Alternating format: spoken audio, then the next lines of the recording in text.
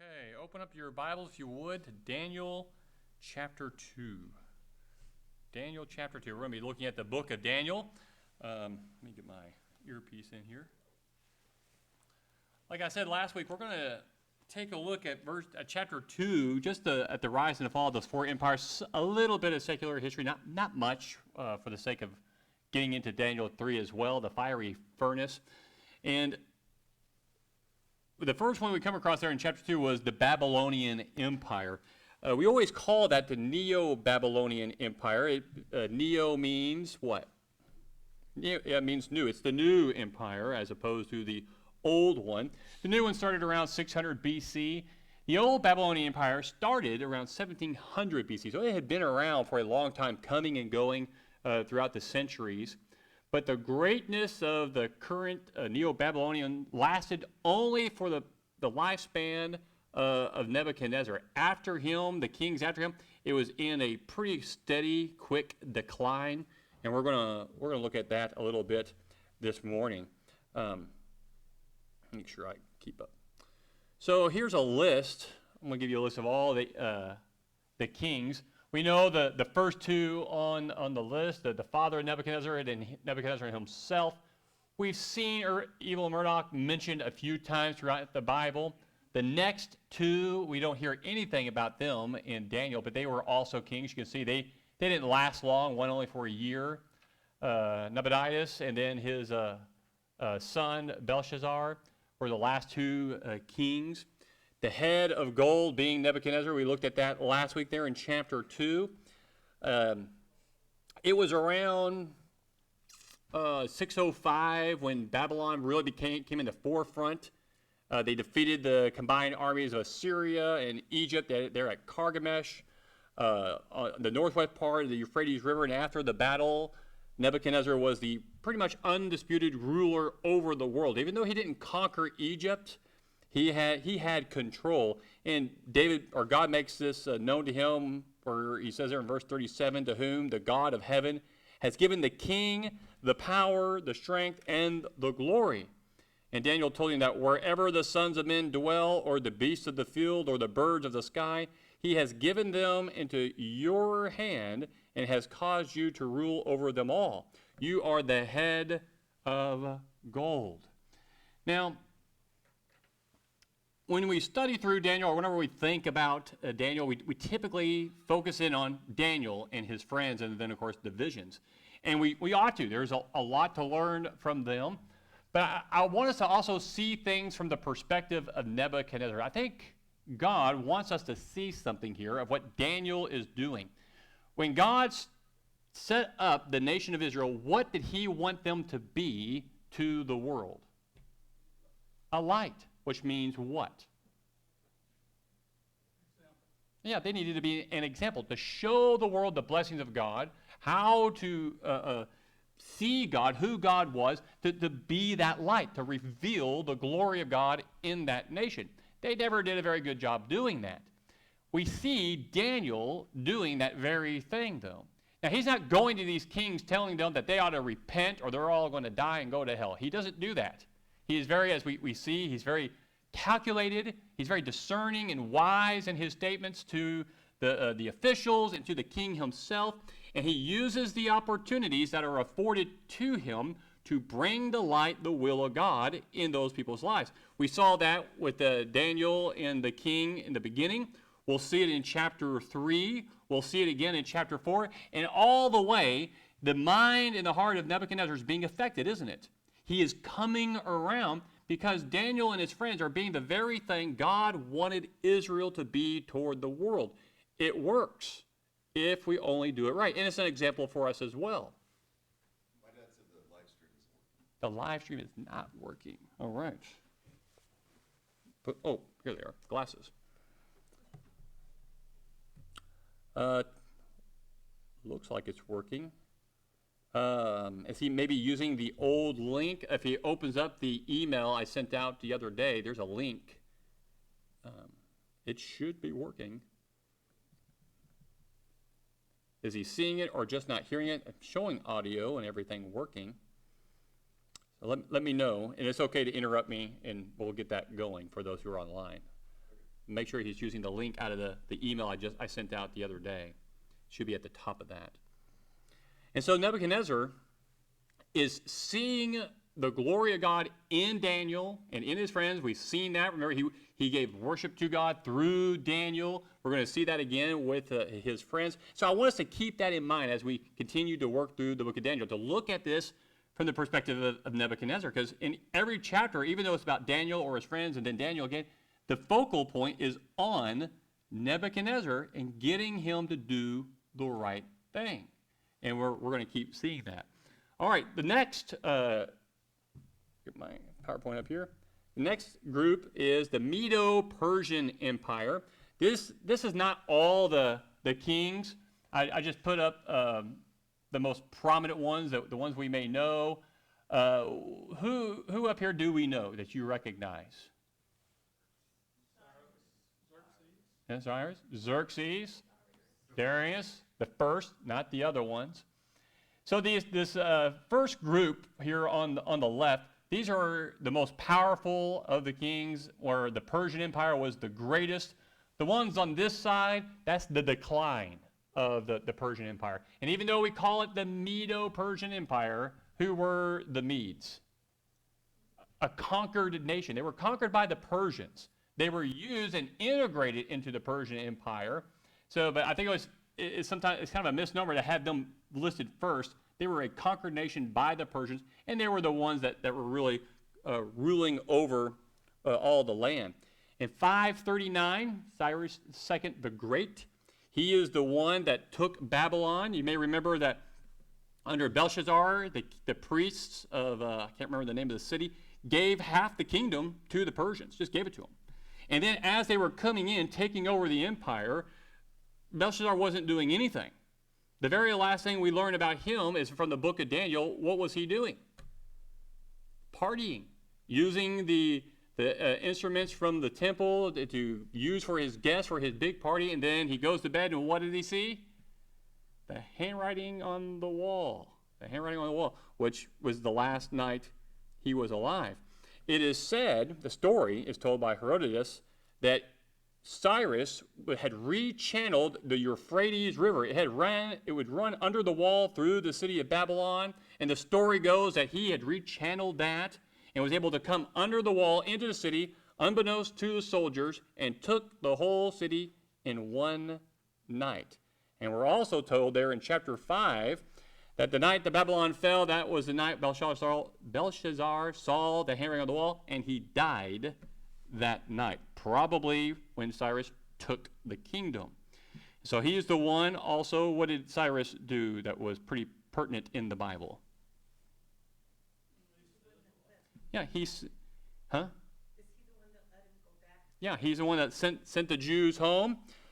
He said, all of you who have been taken away from your countries, go home, build your cities, plant vineyards, live in your houses, build the temples of your gods, and pray for me. That edict is mentioned in Ezra, 2 Chronicles, 2 places in Isaiah also mention Cyrus. This was mentioned the other week, where God spoke of him in 44 verse 28 of Isaiah. It is I who says of Cyrus, he is my shepherd, and he will perform all my desire. And he declares of Jerusalem, she will be built, and of the temple, your foundation will be laid. Also, Isaiah 41 verse 1, Cyrus is referred to as the Lord's anointed. This was a man who was born in 600 BC. Isaiah lived around 100 years before that time, and he mentions Cyrus sending the Israelites home before he was even born. That's amazing. So, of course, critics will use that to say, this was clearly written there, in the future after the fact, and they added that in, that there's no way that happened.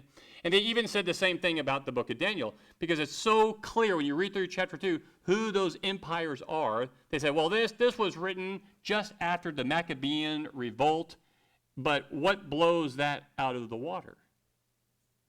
The Dead Sea Scrolls, where we find several hundreds of manuscripts of Daniel written prior to the Maccabean revolt and prior to the Greeks really coming up and taking power. And so it was prior to the Persians taking over, but it still showed how the progression would work out. And so Daniel's interpretations and those dreams of Nebuchadnezzar, pretty fact-based, and of course the critics don't bring that up anymore. So Cyrus was followed by Cambyses the second. Normally he's mentioned as not doing much. He did take Egypt and overcame them, but he was killed. It is written that they think he fell off his horse and stabbed himself, and that's how he died. So that's not a great way to go, but that seems like that may be what happened. Then you got the third ruler of Persia, Darius the Great. He's the most famous Persian ruler. He was the king that when the temple was rebuilt in around 516 BC. He was followed by Xerxes, and then came Artaxerxes, which is the last major one. Xerxes II was the beginning of the collapse, but the beginning of his rule wasn't too bad. Oh, I put it up there. So Xerxes, I didn't mean to write Esther's name there. Xerxes the first, that's the time of Esther. She's a queen. That's who the Persian king was that brought her about. So that's way after the Jews had already started heading home. But the Persians were still ruling over everything, weren't they? They allowed them to rule themselves over there in Palestine and Canaan. But who had ultimate authority? It was still rested with the Persians. And he could set out an edict to have all the Jews killed, and it could happen. And I'm sure there were lots of people who were willing to oblige that. They did not like the Jews. And so the decay occurred, and it lasted for a good long time. But in 331, Darius III, that's when the kingdom came to an end. And that brings us to the next kingdom, Alexander the Great with the Greek Empire. He came in, he easily began to take control of the things of Persia. Daniel tells us that he was going to rule over all the earth. The empire fell to him. The general took Persia. And 334 is when Alexander began to march with his army from Greece across what's called Hellespont into Turkey. They came down through Palestine. They took Syria, Tyre, and Egypt. Then they went back up and began to head eastward toward China. They get up into India, and he's easily taking all these cities and states and empires.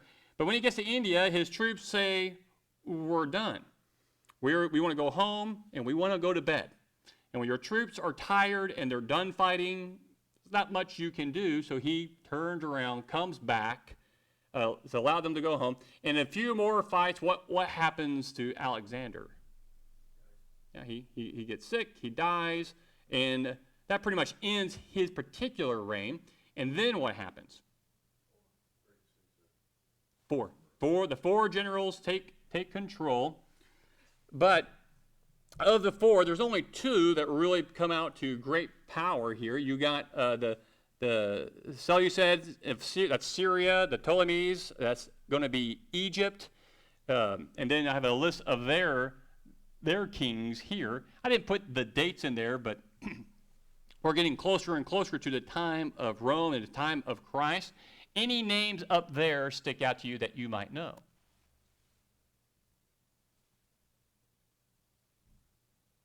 Maybe on the Seleucid, very bottom.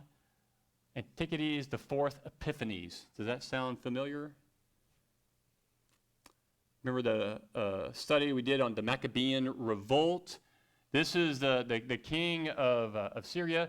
He came in and he sacked Jerusalem. He took it, and he went into the temple about the second or third time down there. I can't remember which. And he built idols inside the temple. And what did he sacrifice on the altar? A pig. He sacrificed a pig on the altar. He, not a good guy. He did a lot of atrocious things, killing a lot of people. And you can see that's the end of their reign was him. He was the last one. And then on the Egypt side, they didn't last as long either. And they went away pretty quickly when Rome came into power. I'm not listing all the Caesars here, just the ones that are pertinent to us. You got Augustus Caesar from 31 BC to 14 AD. And what happened around 0 to 3 AD?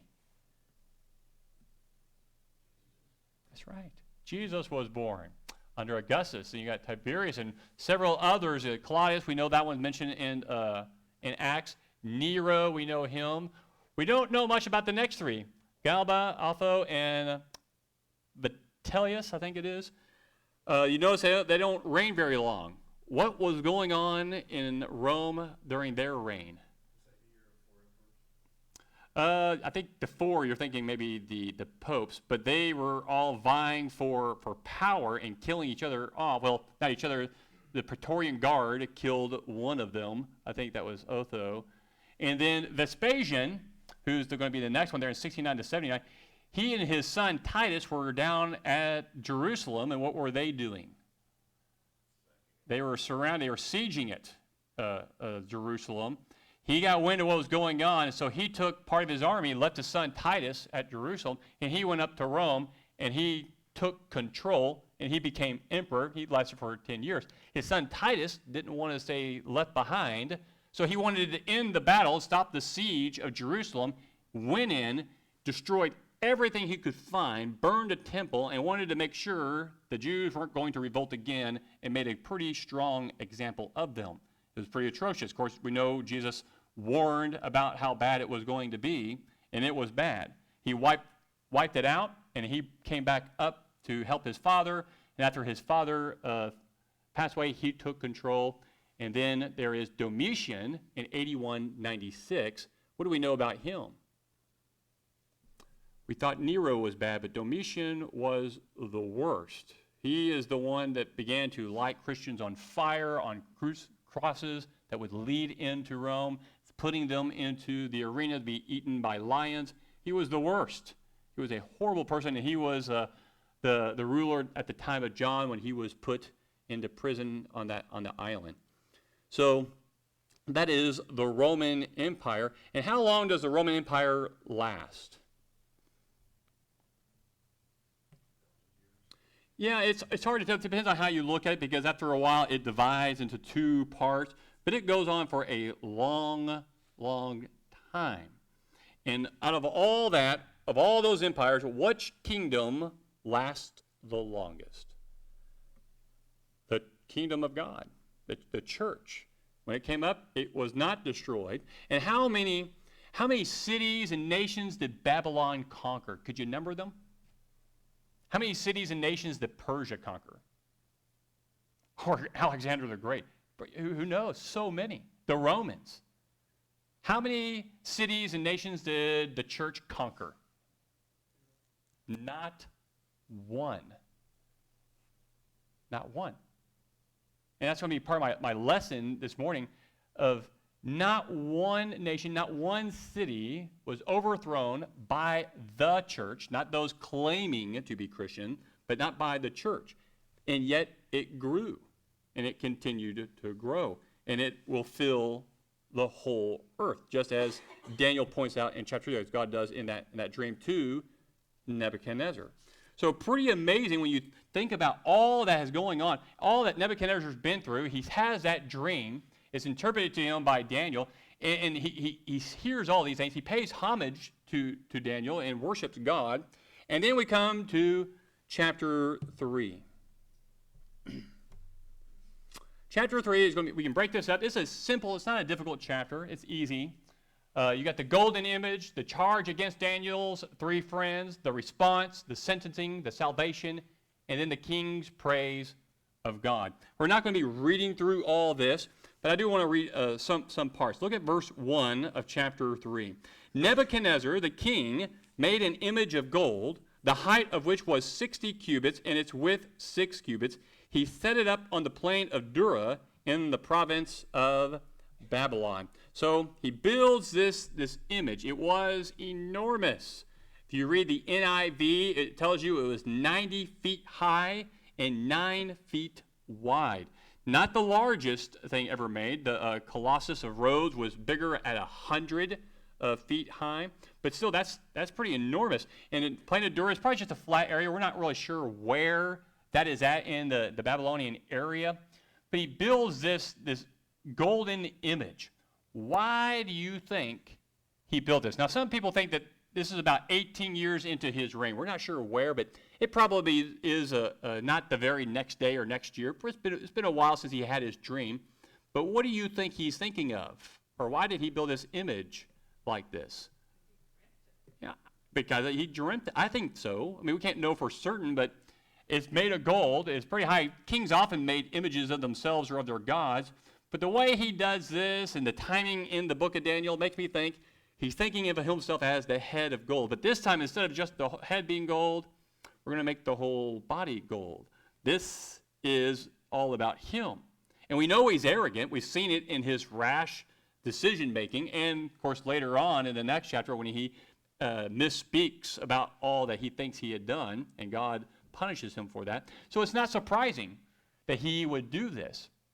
And again, even though we always think about Daniel and his three friends in all these chapters, and we ought to look at these things, but notice that it's the focus here on Nebuchadnezzar as well. So he builds this. He brings in all the officials of Babylon, the province of Babylon. He brings them all in. They're all listed out here in our text. You got the satraps, that's the protectors of the kingdom. They're usually rulers over large divisions. The prefects are high-ranking officials directly responsible to the satraps. The governors or administrators or the districts. You got counselors. Obviously, those are going to be the advisors, treasurers. We know what they do. The judges, law-bearers, magistrates, or over chiefs or superintendents. And then any other rulers that there might be or officials in the Babylonian area, province, he brought them out here for this dedication. He talked about the music. When you hear the music of all these things, he lists out there all these things. When you hear this, you fall down and you worship the image of gold. So they do this for people to fall down. And if they don't, what would happen? Thrown into the fiery furnace. They found some of these furnaces over there in that region. Have you ever seen those pots? I have one out by my pool where it's a big bowl. It's got an opening, and it comes up in like a milk. Chimney, but it comes into like a milk bottle of oil where it kind of opens up on the top like that. Their chimneys look like that. Their furnaces look like that. They're huge with an opening, and they would have ways of blowing air in it. They could heat these things up. They said up to 1,800 degrees. Really hot. And so if you don't fall down and worship this image that Nebuchadnezzar built, they're going to throw you into the fiery furnace. That's a bit extreme, but that's his rule. That's the way his attitude has always been. That's the way he always ruled. And so when he played it, verse 7, all the peoples fell down and worshiped the golden image, just as he commanded. But we know Shadrach, Meshach, and Abednego did not do that. And that brings us to the next part of verses 8 to 13, where after the king gave this decree, in the subsequent obedience of the majority of the officials, certain Chaldeans went to Nebuchadnezzar and they identified some of the Jews. Look, what is that, verse 12? It says, "There are certain Jews whom you have appointed over the administration of the province of Babylon." Now notice how they bring this up to the king. If you know someone's personality, you know how to talk to them in order to enrage them. Does Nebuchadnezzar like to be obeyed? And if you don't obey him, what happened? Dead. I'm not just going to kill you and your family, but anyone who has the same title as you, they're dead too. That's what he tried to do or was going to do in chapter 2. He gets angry, very arrogant. So the first thing they said, hey, there's some Jews. So they're not even Chaldean, they're not Babylonian, that you appointed. Namely, and then they named them the three friends of Daniel. Now, why would let me read that to you. Namely, Shadrach, Meshach, and Abednego. These men, O king, have disregarded you. They do not serve your gods or worship the golden image which you have set up. Then Nebuchadnezzar, in rage and anger, gave orders to bring Shadrach, Meshach, and Abednego. Then these men were brought before the king. So, why would he be enraged? We know why, because he likes to be obeyed, but there's another reason. There's another thing. He doesn't kill them right away, does he? He gives them another opportunity to worship the image. There is another reason why this really angers him. He just appointed them to be leaders over the province that Daniel had requested, remember? He did that. And now these men that he appointed are disregarding him. It makes him look bad, and he doesn't like that. So it's making him look bad amongst the other counselors and these other the people of this kingdom. So that would further enrage him when you appoint somebody and then they don't do what you say. Was Daniel on vacation? That was the next thing I was going to do. Where is Daniel? Why is Daniel not mentioned here? We don't know. All we can do is speculate. Either one, some people say that he is out doing other things, or number two, that those who want to reposition themselves before the king, if you want to do that, you got to get rid of Daniel and his three friends. Daniel has a pretty high ranking with Nebuchadnezzar, so maybe, and this is only speculation, that they recognize the difficulty of removing Daniel, so you begin by removing those that he asked the king to appoint, and you diminish his rank, and then you go after Daniel. Maybe that's what they're thinking. I don't know. I don't know why he's not amongst these three, but he is not. Maybe he wasn't there. I don't know. He's on PTO, personal time off. You know, it's a stressful job. I can understand that. So, yeah. So he's upset. He brings them in before the king, and he gives them an opportunity to bow down. So I think this is Nebuchadnezzar's way of trying to save face. I'm going to give you another chance. He responded to them, verse 14, and said, "Is it true, Shadrach, Meshach, and Abednego, that you do not serve my gods or worship the golden image that I have set up? Now, if you are ready, at the moment you hear the sound of the horn, flute, lyre, trigon, psaltery, the bagpipe, and all kinds of music, to fall down and worship the image that I have made, very well. But if you do not worship, you will immediately be cast into the midst of a furnace of blazing fire. And what God is there who can deliver you out of my hands?" Now, if you remember back in chapter 2, how did Nebuchadnezzar respond to the interpretation of the dream that Daniel gave? How did he respond to that? Huh? Well, not that Daniel must be a god, but Didn't he say that there must be a God? yes. Well, not exactly like that, but he does say, the king promoted, where is it at? Oh, yeah. The king answered, verse 47 of chapter 2, the king answered Daniel and said, "Surely your God is a God of gods and a Lord of lords." Notice he doesn't say the God of gods or the Lord of lords, but a. He lumps them in. There's another God. Maybe I didn't recognize that, but I want to take this God of yours. I want to add him to my collection. That's the way I interpret that. And he pays homage or worship to the God. But he doesn't recognize him as being the only God.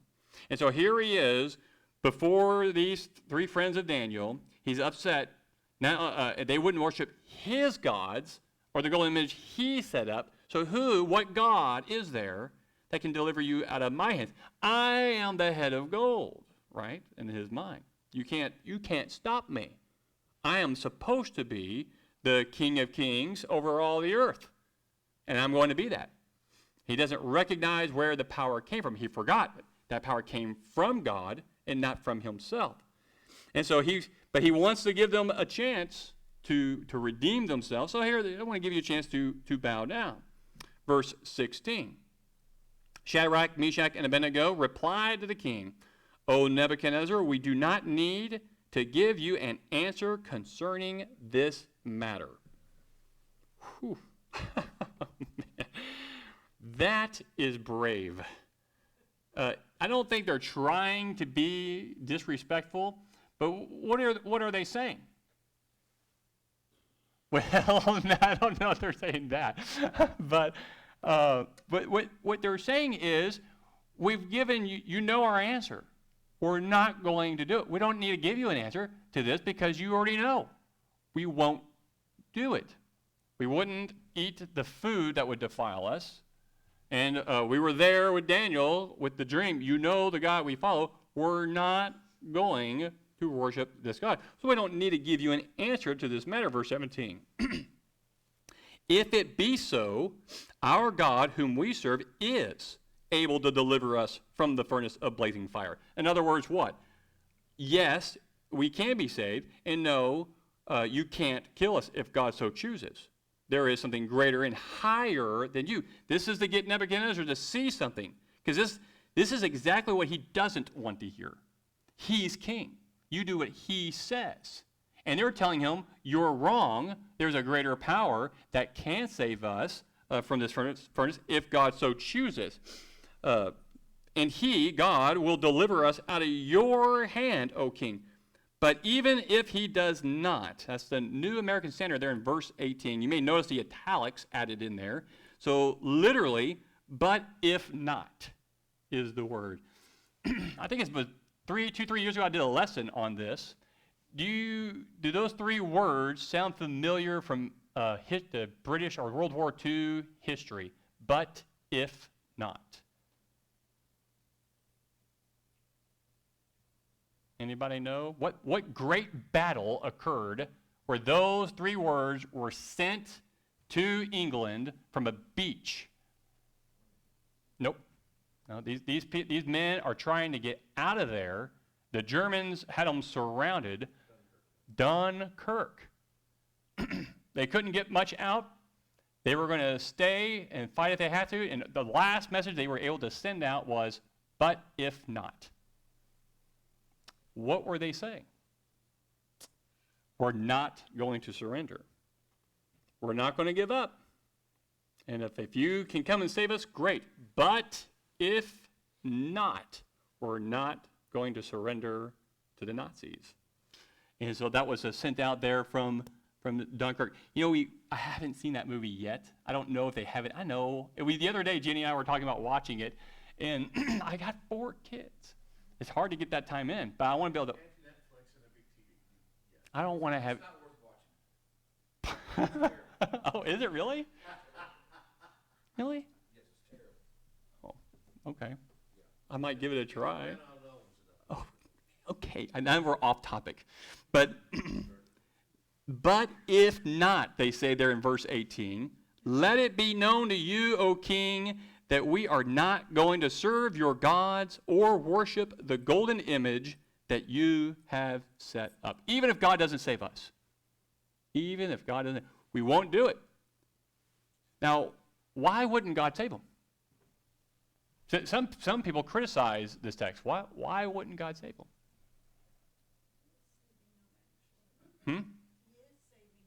Yeah, he will save them. Yeah, that's right. Because it's not about this world. It's what they recognize what comes after. This world, they're already out of their own land. Nebuchadnezzar destroyed their land, destroyed the temple. Their servants, their slaves there. Things are going well, but they're still slaves. But they serve God, and God will reward them. But for the sake of Nebuchadnezzar, I think, he does save them. I think it's for Nebuchadnezzar's sake. Go ahead. notice also they're saying we won't worship this God. They're not saying anything bad about Nebuchadnezzar. They're not saying you're an idiot for doing all this, and we're not going to serve you.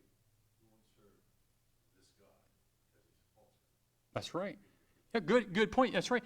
And that goes back to what I've been saying is we focus a lot on these three, and we ought to look at their story and what we learn from them, but look at Nebuchadnezzar. Look at everything that is happening with him, and what do we learn from this? What does God want the Jews to learn from this? If you are the kind of light to this world that I want you to be, what kind of impact can you have in this world? What kind of impact did Daniel have? What kind of impact did these three have? Could they perform miracles? I don't read anywhere where these three friends of Daniel performed a single miracle or interpreted any dreams. Nothing like that.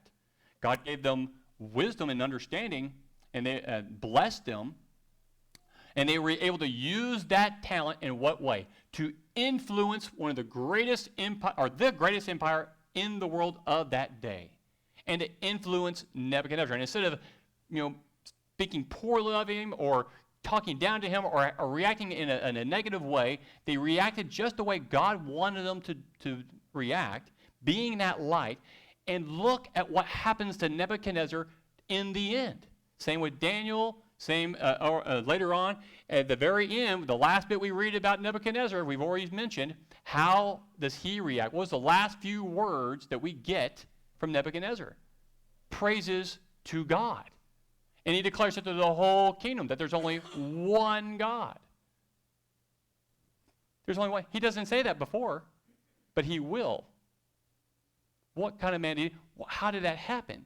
The influence of those around him, mainly Daniel and his 3 friends, being the kind of light God wanted them to be. Were they constantly asking Nebuchadnezzar to have a Bible study with them? Do we read about that anywhere? No. Did they ever tell him that he is going to die in his sins unless he repents and turns to the one true God? They do not. But they use the opportunities afforded to them, being wise and discerning in saying the right things, even if it means they might get thrown into the fiery furnace. And so they make that statement. Even a bit if not. God doesn't say, let it be known to you, O king, that we are not going to serve your gods or worship the golden image that you have set up. Verse 19, then Nebuchadnezzar was filled with wrath, and his facial expression was altered. That's literal. The Hebrew, I should have wrote it down, but I think the Hebrew was saying that, I think I did write that down, actually, there in verse 19. All right, the NIV translates that as his attitude changed.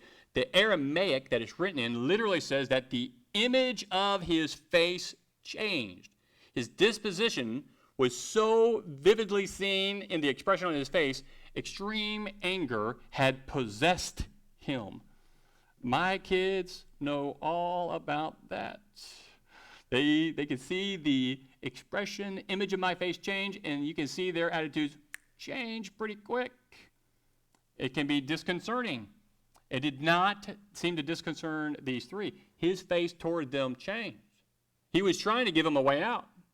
I want to give you an opportunity, because he doesn't want them to die. He's trying to save face for himself, and they're pretty good advisors. They're doing a good job.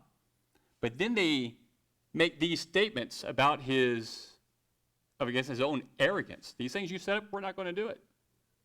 And if the things you say, you know what, we don't have to answer you in this matter. We're not going to do it. It's pretty much what they're saying. That's what he's hearing. So what does he do? He orders the furnace to be heated 7 times more than usual. Commanded, verse 20, certain valiant warriors who were in his army to tie up Shadrach, Meshach, and Abednego in order to cast them into the furnace of blazing fire. Then these men were tied up in their trousers, their coats, their caps, and their other clothes, and were cast into the midst of the furnace of blazing fire. For this reason, because the king's command was urgent, and the furnace had been made extremely hot, the flame of the fire slew those men who carried up Shadrach, Meshach, and Abednego. But these 3 men, Shadrach, Meshach, and Abednego, fell into the midst of the furnace of blazing fire, still tied up. Then Nebuchadnezzar, the king, was astounded and stood up in haste. He said to his high officials, was it not 3 men we cast bound into the midst of the fire? They replied to the king, certainly, O king. He said, look, I see 4 men loose and walking about in the midst of the fire without harm, and the appearance of the 4th is like a son of the gods. Okay. I mean, it's pretty clear and obvious. Not much explanation needs to be made here. But you think the attitude of Nebuchadnezzar is changing a little bit? The furnace was heated 7 times higher. These men who threw them in are, as the image depicted that we had in the beginning, are sitting on the steps. Now, it says that Shadrach, Meshach, and Abednego fell into the fire. I don't know if that means they pushed them in or if they took them up to the top and threw them down into it. I like the image that we had in the beginning. Let me put it back up there. I don't think it's too far away. a little far away. One more. Another one. There it is. You had this furnace pot. I found it online. But you can see the men on the steps dead because of the heat coming out of the furnace. They went to throw them in there, and they died. So everyone knows that heat is pretty severe. Just like with when Jesus went to see who, and he was good and dead. Who? Lazarus. He waited 4 days. He was good and dead. Don't open up open it up because why? There will be a smell. He'd been in there for a while. So people know that fire is pretty severe. Those 2 valiant men died. Those 3 went in, and now there's 4, and they're standing, walking around. And all that would be in my mind is our God, if he so chooses, will save us from your hand. And he did. And there's another one in there, and he looks like the Son of the God. What does that mean? Is that Jesus? Is that the angel of the Lord? Is it just an angel? We don't know. But there was a 4th in there.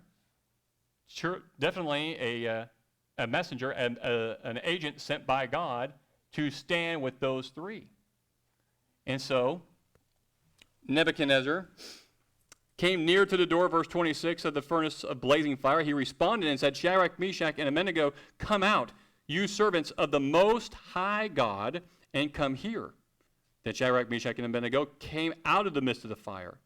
And all those who were there, all the officials, saw them. And what did they see? And what did they smell? Not a hair burned, not even the smell of fire on their garments. Completely protected. I wonder if any of those officials thought, is that real fire? I don't know, buddy. Why don't you go in there and find out? No way. I'm sure they probably went up there to feel heat, just to check. Maybe even touch them to see, are they even hot? Well, how would you react if you saw someone go into a fire that hot? We were at this event last night for an Easter event down at the Salt River, what is it called? The fields, baseball fields. And they had they were going to have hot air balloons, not for you to go up, but just for the kids to see, but it was too windy. But as you were walking around, there was all these baskets. They had them out with the furnace that they used to, heat up the balloon and get it to rise up. And every once in a while they would pull it. And we were a good 25 feet away, and they would pull that, and it would just burst in fire for just a second. And being about 20 feet away, you felt this heat just hit you from it. From that. I cannot imagine what the heat would feel like coming from that furnace around 1,800 degrees. And these 3 walked out of it. Unburned. They don't even smell of fire. Man, I mean, that's just dumbfounding. It amazes me that all these officials would continue to try and have these people killed. These 3 or even Daniel. I would leave them alone. I wouldn't touch them or go near them again. I would be scared to death. And so they came out, and where's that? Oh yeah, and verse 28, Nebuchadnezzar responded and said, Blessed be the God of Shadrach, Meshach, and Abednego, who has sent his angel and delivered his servants who put their trust in him, violating the king's command, and yielded up their bodies so as not to serve or worship any god except their own God. He did the same thing before. It wasn't as intense in his understanding of God, in that he said a God of gods and a Lord of lords. This time, though, he calls him the Most High. You gave up your own bodies, sacrificed your own bodies for your God. You would not serve any other God. He recognized. How many other kings in history have been able to do this? Did Ahab ever recognize it after all the opportunities? Think of all the times in the Old Testament where kings were given the opportunity like this and they rejected it. They always reject it. But Nebuchadnezzar always grew in his understanding each time. Was the angel Jesus? We don't know. They drew him as Jesus on that. Yeah. Is that what Jesus looks like? I don't know. I don't know. And I don't know. But Nebuchadnezzar said it looked like a son of the gods, and he calls him a messenger, someone sent from God to protect them. And his praise of God is better than it was prior. And he goes on, verse 29, therefore I make a decree that any people, nation, or tongue that speaks anything offensive about the God of Shadrach, Meshach, and Abednego shall be torn limb from limb, and their houses reduced to a rubbish heap, inasmuch as there is no other God who is able to deliver in this way. Then the king caused Shadrach, Meshach, and Abednego to prosper in the province of Babylon. So again, his rash decree comes out. So if anyone speaks evil of their God, we're going to tear you apart, and we're going to end your family name. Anyone of your family that's alive, they're going to die too. So I don't think God wants that. Well, who knows? But it doesn't matter. It's his decree. It shows his attitude toward God. He's growing a little bit more. And we don't see this sort of thing happening again under his rule. Because the next chapter, what happens? He still has the arrogance problem. It's still there. So in these chapters where we read about these amazing stories about Daniel, his friends, and then Daniel again later on, what we do read about is, that we sometimes overlook, is the growth of Nebuchadnezzar, his spiritual growth. This is why he is the head of gold. Not that his empire was bigger, it wasn't, or grander or lasted long, it wasn't. It was his spiritual understanding and acceptance of God, something we don't see from any other kings, not like this. And we're going to dive deeper into that when we get into the next chapter and we read that last bit that he writes. He writes in the Bible, his own hand. That's amazing. This pagan king who destroyed the temple in Jerusalem and killed God's people has a whole section he writes in the Bible. How many pagan kings can say that? They've had some of their words written down, but we see him talking in first person. Pretty amazing. Daniel puts that in there for us. Any comments or questions? Yes. One of the things I think the reason this strikes home for us is we know about fire. We've all been burned. We've been around open flame. We understand. Campfires, you smell, all that sort of thing. It hurts.